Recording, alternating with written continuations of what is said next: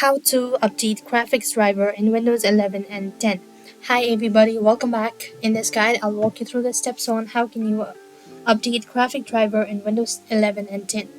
To do it so, you want to make sure to watch this video right till the end. So first of all, what you want to do is you simply want to come to the search box and then you want to go ahead and type in device manager. After you open up device manager, you can see this sort of pop window.